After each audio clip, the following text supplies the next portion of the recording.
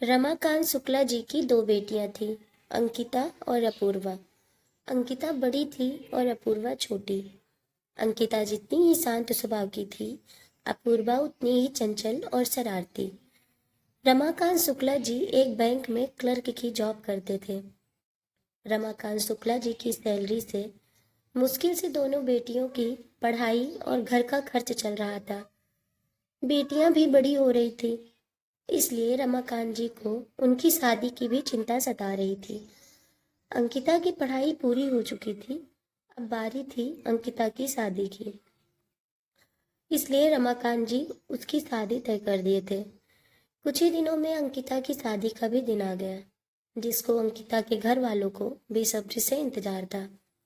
शादी के बाद विदाई का समय था। अंकिता अपनी माँ से मिलने के बाद अपने पिता से लिपट कर रो रही थी।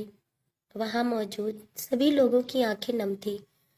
अंकिता ने घूंघट निकाला हुआ था, क्योंकि वहां उसके ससुराल के भी कुछ लोग थे। वो अपनी बहन अपूर्वा के साथ विदाई वाली गाड़ी के नजदीक आ गई थी और अपनी बहन को गले लगाकर रो रही थी। गाड़ी के पास खड़ा दूल्हा आशीष अपने खास मित्र विभू से बातें कर रहा था।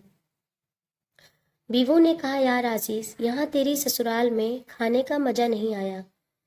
हम घर पहुंचकर सबसे पहले एक अच्छे से रेस्टोरेंट में चलकर खाना खाएंगे। तभी पास में खड़ा आशीष के चाचा का बेटा भी बोला, हाँ यार, पनीर कुछ ठीक नहीं था और पूरियां, वो तो पापड़ जैसी लग रही थी। कोई भी चीज खाने लायक थी ही नहीं। और वो लोग ही कर जोर जोर से हंसने लगे।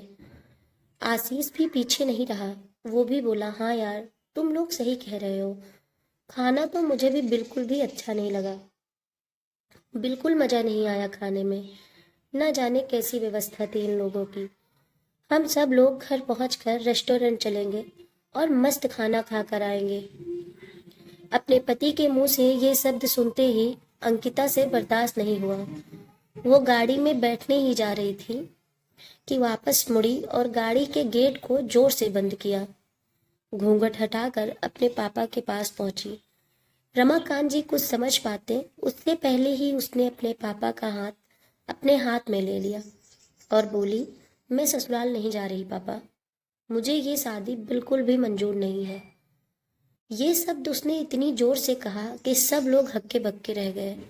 सब नजदीक आ गए। अंकिता के ससुराल वालों पर तो जैसे पहाड़ टूट पड़ा। मामला क्या था, ये किसी की समझ में नहीं आ रहा था। तभी अंकिता के ससुर अंकिता के पास आए और अंकिता से पूछा, बात क्या है बहू? शादी हो गई है, विदाई का समय है। अचानक क्या हुआ कि तुम शादी को मंजूर करने से मना कर रही हो? आशीष तो बस अंकिता को ही देखे जा रहा था और उसे समझने की कोशिश कर रहा था कि ऐसा क्या हो गया जो अंकिता विदाई के समय ससुराल जाने से मना कर रही है। अब तो आशीष, उसके दोस्त, बाकी के भी सब लोग एक एक करके अंकिता के पास इकट्ठा हो गए, ससुराल न जाने की वजह जानने के लिए। अंकिता ने अपने पापा का हाथ पकड़कर खड़ी थी। अंकिता ने अपने ससुर से कहा, पिताजी, मेरे माता पिता ने अपने सपनों को मारकर हम बहनों को पढ़ाया लिखाया, काबिल बनाया है। आप तो जानते ही होंगे एक बाप के लिए उसकी बेटी क्या मायने रखती है, क्योंकि आपकी भी एक बेटी है जिसे आप बहुत प्यार करते हैं। किंतु आपका बेटा शायद ये नहीं जानता कि एक माता पिता के लिए उसकी बेटी क्या मायने रखती है। अंकिता रोते हुए बोले जा रही थी, आप जानते हैं, मेरी शादी के लिए व बारातियों में आव भगत के लिए कमी न रह जाए, इसलिए मेरे पिताजी जब से मेरी शादी तय करके आपके घर से आए हैं, तब से रात रात भर जाग जाग कर मेरी माँ के साथ योजना बनाते हैं कि खाने में क्या बनेगा, रसोइया कौन होगा जो अच्छा खाना बनाए। पिछले कई सालों से मेरी माँ ने नई साड़ी नहीं खरीदी है, क्योंकि मेरी शादी के लिए और ज़्यादा पैसे बचा सके, जिससे मेरी शादी में कोई कमी ना रह जाए। इस दुनिया को दिखाने के लिए माँ ने मासी की साड़ी पहन रखी है और मेरे पिताजी के इस कुर्ते के पीछे छिपी बनियान में न जाने कितने छेद होंगे। पिताजी, मेरे माता पिता ने कितने सपनों को मारा होगा, अपने लिए उन्होंने कुछ नहीं किया। उनकी बस एक ही ख्वाहिश थी कि मेरी शादी में कोई कमी ना रह जाए। आपके बेटे को यहाँ का खाना अच्छा नहीं लगा, उनके दोस्त को पूरियां पापड़ जैसी लगी और उनके भाई को पनीर में गड़बड़ लगी। इन लोगों का ये सब कुछ कहना भी मैं एक बार सुन लेती, लेकिन इनका वो खिलखिलाकर हंसना मेरे पिता के स्वाभिमान को ठेस पहुंचाने के समान था, जो मैं कभी बर्दाश्त नहीं कर सकती। अंकिता के पिता ने रोते हुए कहा, लेकिन बेटी, इतनी छोटी बात पर तुमने ससुराल ना जाने जैसा इतना बड़ा फैसला ले लिया। अंकिता ने कहा, ये छोटी सी बात लग रही है आपको पापा? ये छोटी सी बात नहीं है पिताजी। अब बात यहाँ मान सम्मान की है। अगर मेरे पति को मेरे पिता की इज्जत करनी नहीं आती तो वो मेरी क्या इज्जत करेंगे? इन्होंने इतना भी नहीं सोचा कि पूरियाँ, पनीर, ये सब क्या आपने बनाया है? नहीं ना, ये सब तो कैटर्स का काम है। अब उसने गड़बड़ की तो इसमें आपकी क्या गलती? आपने तो दिल खोल कर और यूं कहें अपनी हैसियत से बढ़कर खर्च किया है। आपने तो अपने दिल का टुकड़ा अपनी बिटिया रानी को विदा कर रहे हैं। आप कितनी रात रोए हैं और कितनी रात रोएंगे क्या मुझे नहीं पता। माँ, जो कभी मेरे बिना घर से बाहर नहीं निकलती थी, क्या कल से वो अकेले कहीं जा पाएंगी? उनको मेरी याद नहीं सताएगी? जो लोग पत्नी या बहू लेने आए हैं वो खाने में कमियां निकाल रहे हैं, लेकिन इनको ये नहीं पता कि जिस खाने में ये कमी निकाल रहे हैं, इसको कमाने में आपने अपने कितने सपनों को कुर्बान किया होगा।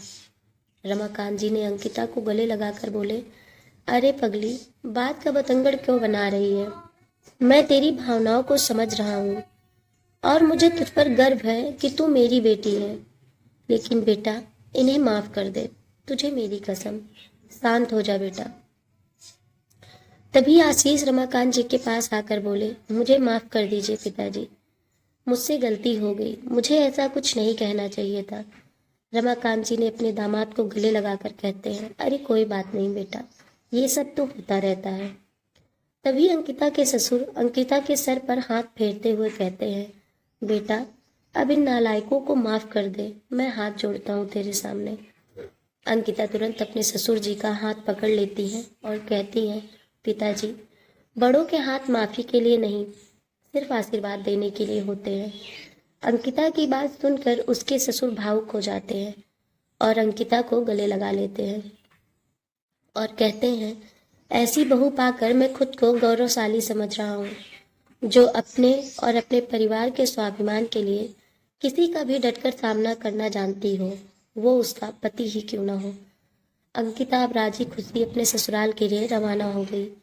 पीछे छोड़ गई थी तो आंसुओं से भीगी अपने माँ, पिताजी और बहन की आंखें, अपने पिता का वो आंगन जिस पर वो कल तक चहकती थी। आज से इस आंगन की चिड़िया उड़ गई थी किसी दूर देश में, अब किसी और पेड़ पर अपना घरौंदा बनाएगी।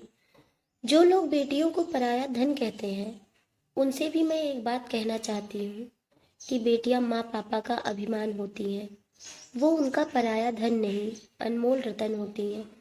एक बेटी अपना वो आंगन उजाड़ कर जिसमें उसका बचपन बीता है, कितनी यादें हैं, उस आंगन को छोड़कर दूसरे के आंगन को महकाती है, ये कोई छोटी बात नहीं है।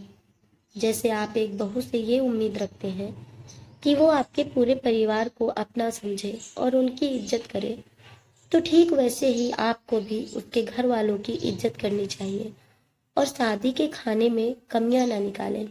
ये भोजन सिर्फ भोजन नहीं, पिता के अरमान वो जीवन का सपना होता है।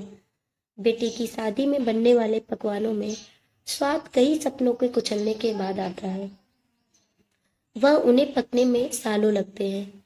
बेटी की शादी में खाने की कद्र करें। दोस्तों, कहानी को अंत तक सुनने के लिए धन्यवाद।